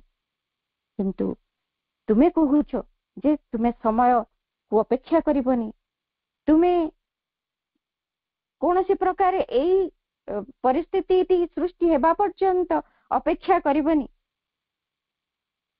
ତାହେଲେ ତୁମେ କଣ କରିବ? ଏଇ ଭିତରେ ତୁମେ କୌଣସି ପ୍ରକାରେ ତାର, ଯେହେତୁ ମଣିଷଟା ତା ପ୍ରକୃତିରେ ବନ୍ଧା ହେଇଛି, କିନ୍ତୁ ତାହାରି ଭିତରେ ହିଁ ସେ ଧୀରେ ଧୀରେ ଅଗ୍ରଗତି କରିବ। ତାର ଗୋଟେ ସମୟ ରହିଛି। ବିଫୋର ଟାଇମ ଇମୋର୍ଟାଲିଟି, ବିଫୋର ଟାଇମ ଏଇ ଡିଭାଇନ ଏକ୍ସଟାସି ସବୁ କିଛି ଏଇଠି ଅବତରଣ କରିପାରିବନି। ଯଦି ଆମେ ଦେଖିବା କାହାକୁ ସମୟ ପୂର୍ବରୁ ମୃତ୍ୟୁ ଦେଇ ଦିଆଯାଏ, ଅମରତ୍ୱ ଦେଇ ଦିଆଯାଏ, ସେ ତାର ଅପବ୍ୟବହାର କରିବ, ଯେମିତି ରାକ୍ଷସ ମାନେ କରିଛନ୍ତି। ସେମାନେ ଅମରତ୍ୱର ନିକଟବର୍ତ୍ତୀ ବର ପାଇକି ତାର କି ପ୍ରକାର ଦୁରୁପଯୋଗ କରିଛନ୍ତି, ମଣିଷ ମଧ୍ୟ ଠିକ ସେମିତି ହେଇଯିବ। କାହିଁକି ନା ସେ ତାର ଅହଙ୍କାର ଭିତରୁ ବାହାରିନି, ସେ ଯୋଉ ପ୍ରସ୍ତୁତି ଅମରତ୍ୱ ଲାଗି ତା ଭିତରେ ସେ ପ୍ରସ୍ତୁତି ହେଇନି। ତେଣୁ ସେ କହୁଛନ୍ତି ତୁମ ଭିତରେ ସେଇ ଉଦ୍ବେଳନ କୁ ଧରି ରଖିଛ, ଠିକ ଅଛି, ସେଇ ସୀମାହୀନ ଚେତନା ଭିତରେ ତୁମେ ଯୋଉ ରହିଛ ସତ୍ୟବାନଙ୍କ ସହିତ ଯୁକ୍ତ ହେଇକରି ସେମିତି ରହିଥାଅ। ତୁମେ ଯୋଉଠୁ ଆସିଥିଲ ସେଇଠି ହିଁ ଲୀନ ହୁଅ, ସେଇଠି ରହିଯାଅ। ଏଇ କଥାକୁ ଆଉ तुमे चाहना मर्त्यवासी तुमे चाहना कारण सावित्री चाहिए जो आनंद समस्तंकर भोग्य नुहे ताहा मु चाहे मु जो आनंद उपलब्धि करी जहा भोगी ताहा ए मर्त्यवासी मु चाहे समस्त दुखरु से माने मुक्त हुंतु कष्टरु मुक्त हुंतु किंतु एई कथा मु चाहे से बारंबार परात्पर तांकु बुझौछंती से परम परात्पर जे वर्तमान समय है किंतु सावित्री तांकु पुणी उत्तर दौछंती आपण मते अजथारे एते प्रलोभन देखौछंती मोर आत्मा एवं तांकर आत्मा गोटे कार्य करिबा पई एठी जन्म ग्रहण करिछु जीवन धारण करिछु जगत को अमर आलोक मध्य दे भगवान को आड़ को तोली धरिबा लागि आमे आसीछु एवं ताहारे भितरे आमर कार्य आपण काहे कि मते भूलौछंती काहे कि मते अन्य बाट जीवा पई कहउछंती आमे दुहे एकत्र ए कार्य करबा को आसीछु तेनु आमे ए कार्य ही करिबु आपण सत्यवान को फेरी दियंतु एवं ए पार्थिव जीवन को आमे दिव्य जीवन रे रूपांतरित करबा लागि ही एठी को आसीछु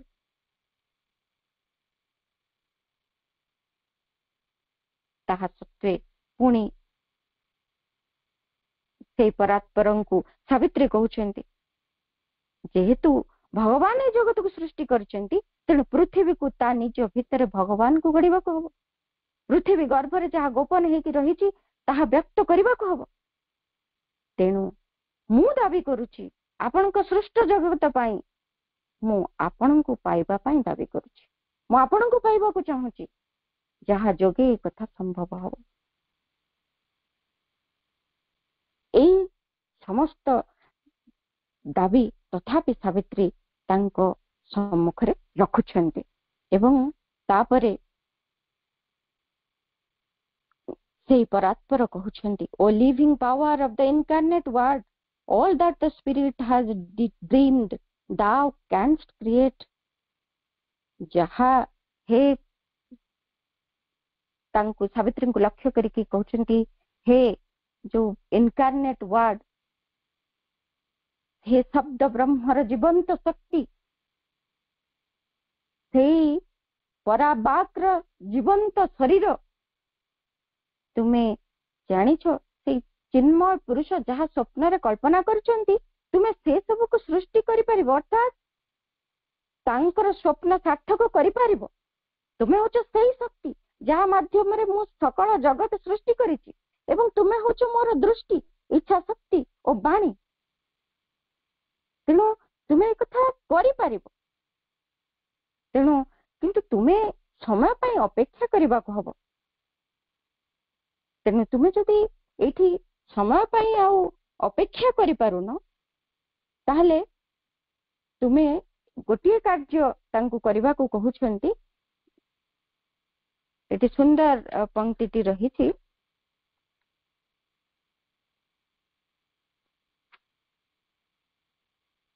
but if thou wilt not wait for time and God, do then thy work and force thy will and fate.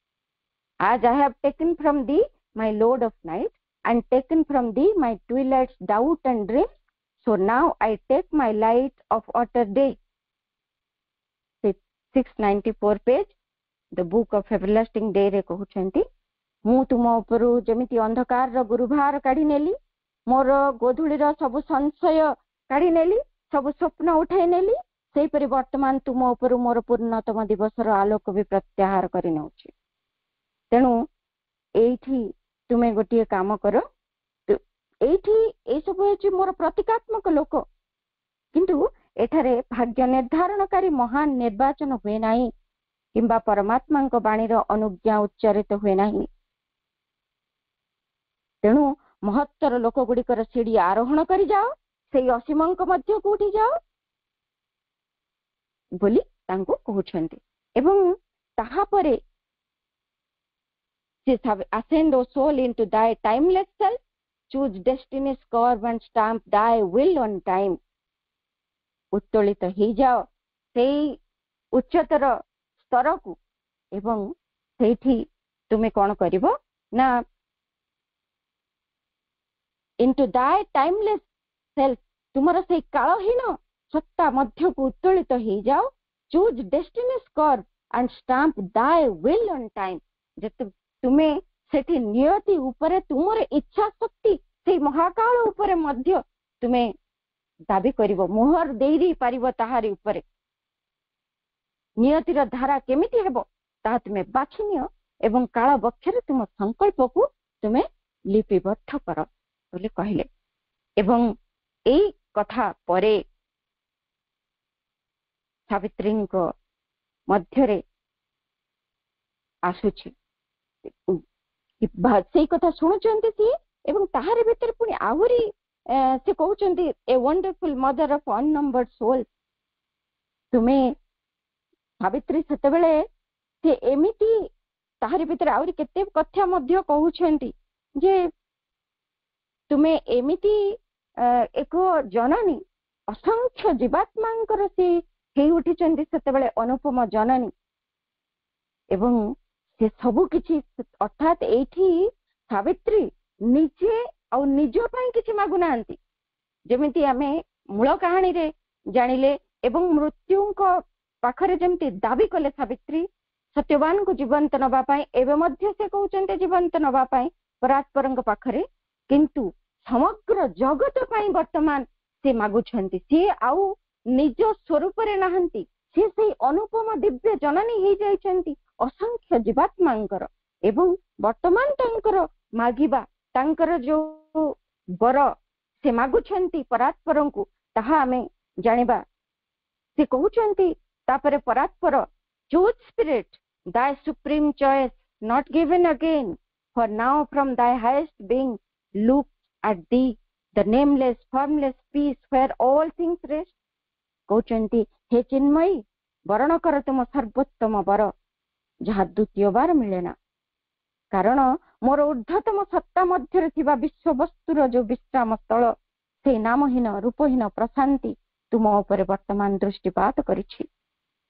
ମାଗ ବରଣ କର ତୁମର ସର୍ବୋତ୍ତମ ବର। ତାପରେ ସାବିତ୍ରୀ କହୁଛନ୍ତି and silently the woman's heart replied thy peace O Lord, O a boon within to keep amid the roar and ruin of the wild time for the magnificent soul of man on earth thy calm O Lord that bears thy hands of joy। ମାଗୁଛନ୍ତି ହେ ପ୍ରଭୁ ଏଇ ଉଗ୍ର କାଳର ହୁଙ୍କାର ଓ ଧ୍ୱଂସ ମଧ୍ୟରେ ଧରାର ମହିମାମୟ ମାନୁଷୀ ଆତ୍ମା ସକାଶେ ଆପଣଙ୍କର ଏଇ ପ୍ରଶାନ୍ତି ନିଶ୍ଚିତ ଭାବେ ମୋ ଅନ୍ତର ଭିତରେ ଧରି ରଖିବାର ଯୋଗ୍ୟ ଏକ ବର ହେଇକି ରହୁ। ହେ ପ୍ରଭୁ ଆପଣଙ୍କ ନିଶ୍ଚଳତା ଯାହା ଆପଣଙ୍କ ଆନନ୍ଦ ହସ୍ତକୁ ଧାରଣ କରି ରହିଛି ତାହା ମାନବ ସମାଜର କଲ୍ୟାଣ ନିମନ୍ତେ ଏକ ଅପୂର୍ବ ସମ୍ପଦ ହୋଇ ରହୁ। ଏଭଳି ସିଏ ମାଗୁଛନ୍ତି। ତାପରେ ପରାତ୍ପର କହୁଛନ୍ତି ତୁମ ସମ୍ମୁଖରେ ଅକଥନୀୟ ଦ୍ୱାର ସବୁ ଉଦାର ଉନ୍ମୁକ୍ତ ହୋଇ ରହିଛି।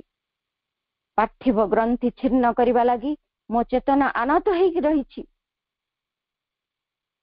ତେଣୁ କହୁଛନ୍ତି ଏକାନ୍ତତାରେ ତୁମେ ବାତୁଳ ହୋଇ ସକଳ ପ୍ରାଚୀରକୁ ଭାଙ୍ଗିଦେବା ଲାଗି ଏବଂ ସ୍ୱର୍ଗକୁ ଅନାବୃତ କରିବା ଲାଗି ଆନତ ହୋଇକି ଆସିଛି ଏଇ ମୋ ଚେତନା। ଅନନ୍ତଙ୍କ ବିଶାଳ ନେତ୍ରରେ ଦେଖ ଏବଂ ଏଇ ତାରକା ମଣ୍ଡଳର ଜାଲକୁ ଭାଙ୍ଗି ଦେଇ ନିରବତା ମଧ୍ୟକୁ ଚାଲିଯାଅ। ତାପରେ ପୁଣି ସାବିତ୍ରୀ ମାଗୁଛନ୍ତି second time the eternal cry arose ଏବଂ wide open at the ineffable gates in front। ଏତିକ ସେ କହିସାରିଲେ ଯେତେବେଳେ ତାପରେ ସାବିତ୍ରୀ ପୁଣି immeasurably the woman's nature spoke thy oneness O Lord in many approaching hearts my sweet infinity of thy numberless souls। କହୁଛନ୍ତି ହେ ପ୍ରଭୁ ତାଙ୍କର ଆପଣଙ୍କର ଏକତ୍ୱ ମୁଁ ଚାହେଁ ବହୁ ଉନ୍ମୁଖ ଅନ୍ତରରେ ରହିଛି ଏବଂ ଆପଣଙ୍କର ସଂଖ୍ୟାତୀତ ଆତ୍ମାଙ୍କ ଭିତରେ ଥିବା ଆପଣଙ୍କ ମଧୁମୟ ଆନନ୍ଦ ମଧ୍ୟ ମୋର ମତେ ପ୍ରଦାନ କରନ୍ତୁ। ଏଇ ବର ମାଗୁଛନ୍ତି। ଦୁଇଥର ମାଗିଲେ ତୃତୀୟ ଥର ପୁଣି କହୁଛନ୍ତି ପୁଣି ପରାତ୍ପର କହୁଛନ୍ତି I spread abroad the refuge of my wings। ତାପରେ ସେ କହୁଛନ୍ତି ଯେ ତୁମର ମୁଁ ମୋର ବାହୁଦ୍ୱୟର ଉଦାର ଆଶ୍ରୟ ବିସ୍ତାରିତ କରି ରଖିଛି। ତାପରେ ପୁଣି ସାବିତ୍ରୀ ମାଗୁଛନ୍ତି ତାଙ୍କୁ Thy energy, Lord, to seize an woman and man, to take all things and creatures in their grief। ମାଗୁଛନ୍ତି ହେ ପ୍ରଭୁ, ଯେପରି ମୁଁ ଆପଣଙ୍କ ଶକ୍ତି ବଳରେ ନର ନାରୀଙ୍କୁ ଆଲିଙ୍ଗନବଦ୍ଧ କରିପାରିବି, ଯାବତୀୟ ବସ୍ତୁ ଓ ଜୀବମାନଙ୍କୁ ଅର୍ଥାତ୍ ସର୍ବଭୂତଙ୍କୁ ସେମାନଙ୍କର ସୁଖ ଦୁଃଖ ନେଇ ଗ୍ରହଣ କରି ଏକ ମାର ବାହୁବଦ୍ଧ ମଧ୍ୟକୁ ଟାଣି ନେଇ ସମ୍ମିଳିତ କରିପାରିବି, ମୋତେ ସେଇ ଶକ୍ତି ପ୍ରଦାନ କରନ୍ତୁ। ଏବଂ ତାହା ମଧ୍ୟ ପ୍ରଦାନ କରିଛନ୍ତି ପରାତ୍ପର। ତାପରେ ପୁଣି ମାଗୁଛନ୍ତି Savitri Thy joy, O Lord, in which all creatures breathe, thy embrace which rains the living knot of pain, thy magic flowing waters of deep love, thy sweetness give to me for earth and men। ମାଗୁଛନ୍ତି ହେ ପ୍ରଭୁ, ଆପଣଙ୍କର ଆଲିଙ୍ଗନ ଯାହା ଯନ୍ତ୍ରଣାର ଜୀବନ୍ତ ଗ୍ରନ୍ଥି ଛିନ୍ନ କରେ, ଆପଣଙ୍କ ଆନନ୍ଦ ଯେଉଁଥିରେ ସକଳ ଜୀବ ଶ୍ୱାସ ଗ୍ରହଣ କରନ୍ତି, ତଥା ଆପଣଙ୍କ ଗହନ ପ୍ରେମର ନିରନ୍ତର ଯାଦୁ ପ୍ରବାହ ଏବଂ ଆପଣଙ୍କର ସକଳ ମଧୁରତା ପୃଥିବୀ ଓ ମନୁଷ୍ୟମାନଙ୍କ କଲ୍ୟାଣ ନିମନ୍ତେ ମୋତେ ପ୍ରଦାନ କରନ୍ତୁ। ଏଭଳି ସେ ସମଗ୍ର ବର ମାଗିଛନ୍ତି ଚାରୋଟି। ମାଗିଛନ୍ତି ତାଙ୍କରି ପ୍ରଶାନ୍ତି, ମାଗିଛନ୍ତି ତାଙ୍କରି ଏକତ୍ୱ, ମାଗିଛନ୍ତି ତାଙ୍କରି ଶକ୍ତି, ମାଗିଛନ୍ତି ତାଙ୍କରି ଆଲିଙ୍ଗନ, ତାଙ୍କରି ଆନନ୍ଦ। ସମଗ୍ର ବିଶ୍ୱ ପାଇଁ ସାବିତ୍ରୀ ଚାହାନ୍ତି ଏ କଥା ଏବଂ ତାହା ତାଙ୍କୁ ପରମ ପରାତ୍ପର ପ୍ରଦାନ ବି କରିଛନ୍ତି। ଏବଂ ଯାହା ଫଳରେ ଏହି ବରକୁ ଲାଭ କରିବା ପରେ ତାଙ୍କ ଭିତରେ ଆହୁରି ମଧ୍ୟ କଥୋପକଥନ ହେଇଛି। ସେ ପରାତ୍ପର ତାଙ୍କର ସମଗ୍ର ଆନନ୍ଦ ସେ କହୁଛନ୍ତି I will pour delight from thee as from a jar, I will fill thee। ତୁମେ ମୋର ଏମିତି ଗୋଟିଏ ମାଧ୍ୟମ ହେଇଯିବ, ଏମିତି ଗୋଟେ ଯନ୍ତ୍ର, ତୁମ ମାଧ୍ୟମରେ ମୁଁ ଏହି ସୃଷ୍ଟିରେ କ୍ରିୟା କରିବି ଏବଂ ତାହାରି ଭିତରେ ତୁମେ ତୁମ ଶତ୍ରୁର ଦୃଷ୍ଟିରେ ମତେ ସାକ୍ଷାତ ଲାଭ କରିବ, ମତେ ହିଁ ତୁମ ଅନ୍ତର ଭିତରୁ ମତେ ସମସ୍ତେ ଆସ୍ପୃହା କରିବେ, ତୁମ ପ୍ରେମର ସ୍ପର୍ଶ ଲାଭ କରି ସକଳ ହୃଦୟ ମୋର ଆହ୍ୱାନ ପ୍ରତି ଉନ୍ମୁଖ ହେବେ, ତୁମ କଣ୍ଠର ଭାସ୍ୱର ସ୍ୱରୋଲ୍ଲାସରେ ସେମାନେ ଜ୍ୟୋତିର୍ମଣ୍ଡଳର ପ୍ରାଚୀନ ସଙ୍ଗୀତ ଆବିଷ୍କାର କରିବେ ଏବଂ ସେ ଜାଣିପାରିବେ ଯେ ଏଇ ସୃଷ୍ଟି ମୁଁ କିଭଳି ଶିହରିତ ପୁଲକରେ ସୃଷ୍ଟି କରିଛି, କିଭଳି ଆନନ୍ଦ ଭିତରେ ସୃଷ୍ଟି କରିଛି। ତେଣୁ ତାଙ୍କୁ କହୁଛନ୍ତି ହେ ଭଗବାନଙ୍କର ରମଣୀୟ ଦାସୀ, ଚିରଦିନ ପ୍ରେମ କରି ଚାଲେ। ଏଇଭଳି ତାଙ୍କୁ କହୁଛନ୍ତି ଏବଂ ତାଙ୍କୁ ବୁଝାଉଛନ୍ତି ଆହୁରି ମଧ୍ୟ ପରାତ୍ପର, ତୁମ ହୃଦୟର କାମ୍ୟଙ୍କୁ ନେଇ ତୁମ ଜୀବନ କ୍ଷେତ୍ରରେ ପୁନଃ ଅବତରଣ କର। ତୁମେ ଯାଅ, ସେଇ ତୁମେ ଯାହାଙ୍କୁ କାମନା କରିଥିଲ, descend to life with him thy heart desire। କାହିଁକି ସେ କହୁଛନ୍ତି ଓ ସତ୍ୟବାନ, ଓ luminous Savitri, I sent you forth of old beneath the stars, a dual power of God in an ignorant world। हे ସତ୍ୟବାନ, ଏ ସାବିତ୍ରୀ, हे ଜ୍ୟୋତିର୍ମୟୀ ସାବିତ୍ରୀ, ତୁମ ଦୁଇ ଜଣଙ୍କୁ ମୁଁ ଆଦି କାଳରୁ ତାରକା ମଣ୍ଡଳକୁ ପଠେଇଛି, ତା ତଳକୁ ପଠେଇଛି, ଏଇ ଜଗତକୁ ପଠେଇଛି। ଏଇ ଅବିଦ୍ୟାମୟ ଜଗତରେ ତୁମେ ଦୁହେଁ ହଉଛ ଭାଗବତ ଦ୍ୱୈତ ଶକ୍ତି। ଏମିତି ତୁମରି ଦ୍ୱାରା এই କାର୍ଯ୍ୟ ମୁଁ କରିବି। ଜୀବମାନଙ୍କୁ ଅମରତ୍ୱ ଅଭିମୁଖେ ତୋଳି ନେବା ପାଇଁ ମୁଁ ତୁମ ଦୁଇ ଜଣଙ୍କୁ ହିଁ ପ୍ରେରଣ କରିଛି। ସତ୍ୟବାନ ହେଉଛନ୍ତି ମୋର ଆତ୍ମଶକ୍ତି, ଯିଏ ଅଜ୍ଞାନ ରାତ୍ରି ମଧ୍ୟରୁ ଉଠିକି ପ୍ରାଣ ମନ ଏବଂ ପ୍ରକୃତିର ବିଶାଳ ପ୍ରସାର ମଧ୍ୟ ଦେଇ କାଳାତୀତଙ୍କ ପରମ ଜ୍ୟୋତି ମଧ୍ୟକୁ ଏବଂ ସେଇ କାଳବର୍ତ୍ତନର ଅନ୍ତରରେ ନିଗୁଢ ଶାଶ୍ୱତଙ୍କ ଅଭିମୁଖେ ଆଗେଇ ଚାଲିଛନ୍ତି, ଆରୋହଣ କରି ଚାଲିଛନ୍ତି।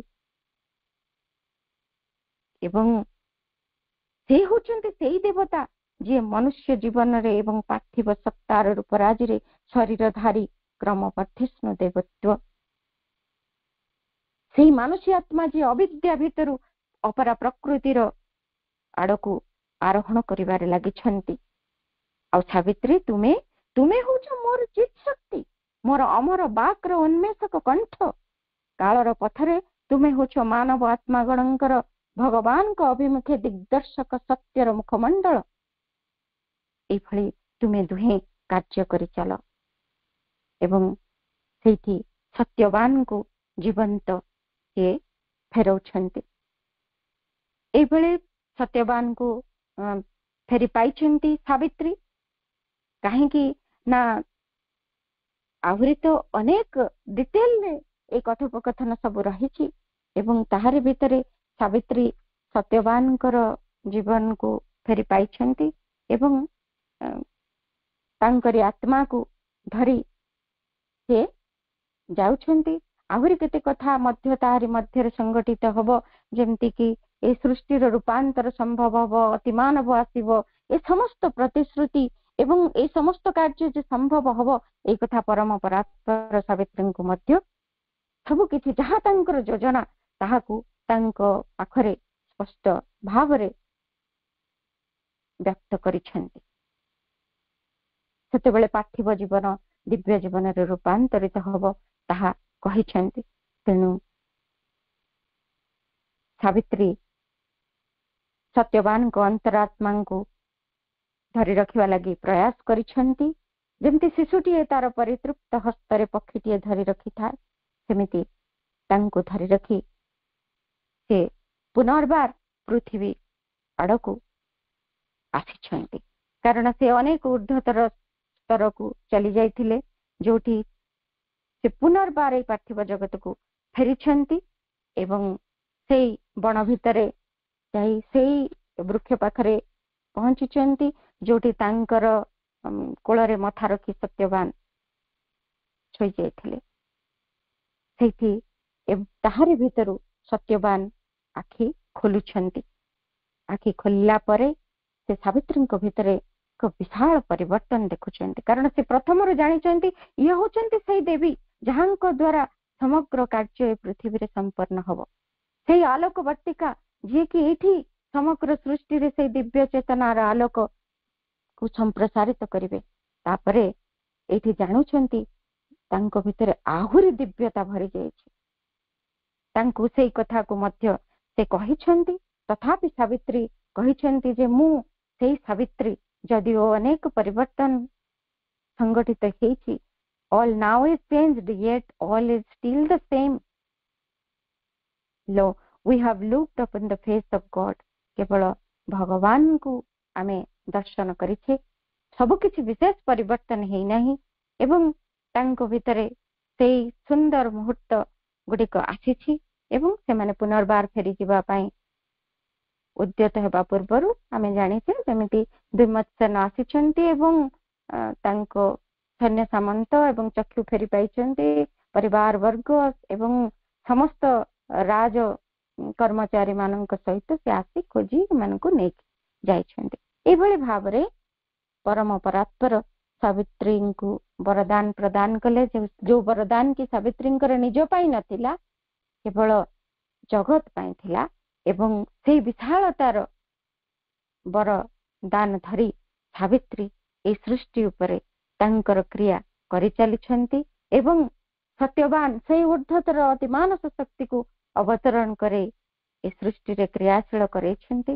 ଏବଂ ଏ ସୃଷ୍ଟି ବର୍ତ୍ତମାନ ସେଇ ଅମରତ୍ୱ ଅଭିମୁଖେ ଗତି କରିବାରେ ଲାଗିଛି, ଉର୍ଦ୍ଧ୍ୱତର ଚେତନାକୁ ଆରୋହଣ କରିବାରେ ଲାଗିଛି। ଦିନେ এই ଜଗତ, এই ସୃଷ୍ଟି, এই ପୃଥିବୀ ସ୍ୱର୍ଗରେ ପରିଣତ ହେବ, এই ମନୁଷ୍ୟ ଜୀବନ ଦିବ୍ୟ ଜୀବନରେ ରୂପାନ୍ତରିତ ହେବ। ଆଜିର ଆଲୋଚନାକୁ ମାଙ୍କ ପାଦ ପଦ୍ମରେ କୃତଜ୍ଞତା ପୂର୍ଣ୍ଣ ପ୍ରଣାମ ସହିତ ନିବେଦନ କରୁଛି। ବାପା ଭାଇ ମାନଙ୍କୁ ଅନ୍ତରରୁ ଅଶେଷ ଧନ୍ୟବାଦ। ବନ୍ଦେ ମାତରମ୍। କୃତଜ୍ଞତା। ମନ୍ତ୍ରମୟୀ ସାବିତ୍ରୀ କାବ୍ୟର ଯଜ୍ଞ ବେଦୀ ପରେ ଏକବିଂଶ ଦିନେ ଆଜି କୃତଜ୍ଞତାର ଶୁଭ ସାହନାଇ ଶଙ୍ଖ ଉଠୁଛି ବାଜି। ଛୋଟିଆ ଶବ୍ଦ କୃତଜ୍ଞତାଟିଏ ହେଲେ କି ଅମୂଲ ମୂଲ, ହୀରା ନୀଳମତି ମାଣିକ ସମ୍ପଦ ହେବ ନାହିଁ ତାର ତୁଲ। ହେବ ନାହିଁ ତାର ଅତୁଲ। କୃତଜ୍ଞତା ଭରା ପ୍ରଥମ ପ୍ରଣାମ ଜଣାଏ ପରମ ପ୍ରଭୁ ଶ୍ରୀ ଅରବିନ୍ଦଙ୍କୁ, ଯିଏ ଆଣିଦେଲେ ଦିବ୍ୟ ଆଲୋକ, ଯିଏ ଆଣିଦେଲେ ଦିବ୍ୟ ଆଲୋକ ଅତି ମାନସର ଧାରାକୁ, ଅତି ମାନସର ଧାରାକୁ। କୃତଜ୍ଞତା ଭରା ପ୍ରଣାମ ମାଗୋ, କୃତଜ୍ଞତା ଭରା ପ୍ରଣାମ ମାଗୋ, ଚରଣାରବିନ୍ଦେ ତୁମ ସାବିତ୍ରୀ ଗୋଏଠି ଅମରତ୍ୱର ବୀଣା କରୁଛ ବାଦନ। ହେ ସମୟ ତୁମେ ମହାଶକ୍ତିମାନ, କୃତଜ୍ଞତା ଘନ ମୋର, କୃପା କରି ତୁମେ ଦେଇଛ ସମୟ ବହୁବାର। ପରିଚାଳକ ମାଙ୍କ ଦିବ୍ୟ ଶିଶୁ କୁନି ଦିବ୍ୟ ଜ୍ୟୋତି ଭାଇଙ୍କୁ ମୋ ଅଶେଷ କୃତଜ୍ଞତା। କେତେ ସମ୍ଭାବନା ରହିଛି ଭିତରେ, ଭାଷାରେ ଯେ ମଧୁରତା। ସହଜ ସୁନ୍ଦର ସାବଲୀଳ ଭାବେ ଆମ କୁନି ଦିବ୍ୟ ଜ୍ୟୋତି ଭାଇ ଶ୍ରୀ ଅରବିନ୍ଦଙ୍କ 5ଟି ସ୍ୱପ୍ନକୁ ସଂକ୍ଷେପେ ଦେଲେ ବୁଝାଇ। କେତେ ସ୍ପଷ୍ଟ, କେତେ ହୃଦୟ ଛୁଆଁ ଯେ ତାଙ୍କ ସାବିତ୍ରୀ ପଠନ। ସତେକି ସରଗୁ ଦେବତା ଓହ୍ଲାଇ କରୁଛନ୍ତି ଯେ ଶ୍ରବଣ, ସତେକି ସରଗୁ ଦେବତା ଓହ୍ଲାଇ କରୁଛନ୍ତି ଯେ ଶ୍ରବଣ। କି ସମ୍ଭାବନା ତୁମରି ଭିତରେ, କି ସମ୍ଭାବନା ତୁମରି ଭିତରେ, ଦେଖିଛନ୍ତି ସିନା ମା ଅତି ମାନସର ଦିବ୍ୟ ଯାତ୍ରାରେ ଗଢ଼ିବ ଭବିଷ୍ୟ ନୂଆ, ଗଢ଼ିବ ଭବିଷ୍ୟ ନୂଆ। ଏତିକି ପ୍ରାର୍ଥନା ମୋର ମାଙ୍କ ପାଖରେ, ଝରି ପଡୁ ତାଙ୍କ ଆଶୀଷର ଧାରା ତୁମ ଚଲାପଥ ପରେ, ତୁମ ଚଲାପଥ ପରେ। ପ୍ରଣାମ ଜଣାଏ ପୂଜ୍ୟ ସସ୍ମିତା ଅପାଙ୍କୁ, କୃତଜ୍ଞତା ମୋର ଅନ୍ତରରୁ ପଡ଼େ ଝରି, ମଧୁର ଭାଷାରେ ବୁଝାଇ କହିଲେ ରୁଦ୍ଧ ଦ୍ୱାର ଗଲା ଖୋଲି, ରୁଦ୍ଧ ଦ୍ୱାର ଗଲା ଖୋଲି। ବିଷୟଟି ଥିଲା ପରମ ପରାତ୍ପରଙ୍କ ବରଦାନ ସାବିତ୍ରୀଙ୍କୁ, ସତ୍ୟବାନଙ୍କ ଜୀବନ ଲାଭ। ଅପାତ ଆମର ହୃଦୟ ଜଳାଇଲେ ଆସ୍ପୃହାର ମହାଦୀପ, ଆସ୍ପୃହାର ମହାଦୀପ। ମାତୃ ଅଭିପ୍ସୁ ଅପା ଭାଇଙ୍କୁ ମୋ ଅଶେଷ କୃତଜ୍ଞତା। ସାବିତ୍ରୀ ଯଜ୍ଞର ଏହି ଦିବ୍ୟ ଯାତ୍ରାରେ ଶୁଣୁଛ ସାବିତ୍ରୀ ଗାଥା, ଶୁଣୁଛ ସାବିତ୍ରୀ ଗାଥା। ସାବିତ୍ରୀ କାବ୍ୟକୁ ଅଶେଷ ପ୍ରଣାମ, ଅସୀମ କୃତଜ୍ଞତା। ଜୀବନେ ଦେଇଛ ଉଷାର ଆଲୋକ, ତୁମେ ହିଁ ତ ମଧୁ ଛନ୍ଦା। ଘେନ ମୋର କୃତଜ୍ଞତା, ଘେନ ମୋର କୃତଜ୍ଞତା। ଉପସ୍ଥିତ ମାତୃ ପରିବାର ପାଇଁ ସୂଚନାଟିଏ ଉଦ୍ଦିଷ୍ଟ, ଆସନ୍ତା କାଲିର କାର୍ଯ୍ୟକ୍ରମ ଧାରା ଯାହା ହୋଇଛି ନିର୍ଦ୍ଦିଷ୍ଟ। ନବ ଶିଶୁ କଳିକା ଅରମିତ୍ରା ଅପା, କୁନି ପରିଚାଳିକା ସେ ମାଙ୍କ ଦିବ୍ୟ ସନ୍ତାନ। ମଧୁର ଭାଷାରେ ପ୍ରୀତି ବରଷାରେ ଭିଜିବ ସଭିଙ୍କ ମନ, ଭିଜିବ ସଭିଙ୍କ ମନ। ବକ୍ତା ପୂଜ୍ୟା ସରୋଜବାଳା ମହାନ୍ତି ଯେ ଆମ ସମସ୍ତଙ୍କର ପ୍ରିୟ, ଅପାଙ୍କୁ ମୋ ନମସ୍କାର। ସାବିତ୍ରୀ ଯଜ୍ଞର ଦିବ୍ୟ ଯାତ୍ରାରେ ଆମକୁ କରିବେ ଆଲୋକମୟ, ଆମକୁ କରିବେ ଆଲୋକମୟ। କୃତଜ୍ଞତାର ଫୁଲ ତୋଡ଼ାଟିଏ ଆମ ପ୍ରିୟ ସ୍ମିତା ପଣ୍ଡା ଆପା ଦେବେ କାଲି। ଆସ୍ପୃହା ଦୀପାଳି ଢାଳି କରେ ଆଜି ନିବେଦନଟିଏ ଖାଲି, ନିବେଦନଟିଏ ଖାଲି। ସାବିତ୍ରୀ ଯଜ୍ଞର ଏହି ଦିବ୍ୟ ଯାତ୍ରାରେ ମାତୃ ଅଭିପ୍ସୁ ମାନେ ପୂର୍ଣ୍ଣ କରିବେ କାର୍ଯ୍ୟ ମାଙ୍କର, ଆପଣଙ୍କ ଯୋଗଦାନେ, ଆପଣଙ୍କ ଯୋଗଦାନେ। ବନ୍ଦେ ମାତରମ୍ ମା।